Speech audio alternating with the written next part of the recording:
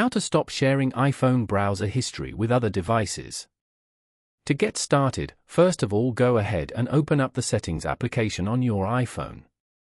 Once you're here, tap on your Apple ID profile at the top of the screen. From your Apple account page, select the iCloud option to manage your synced data. In the iCloud menu, find the section for apps using iCloud and tap on See All. Scroll through the list of applications and find the Safari option. Turn off the toggle for Safari.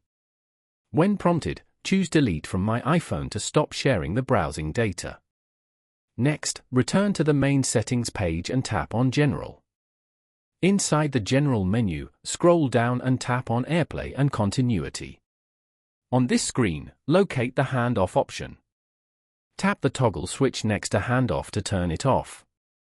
Following these steps, you can easily stop sharing iPhone browser history with other devices.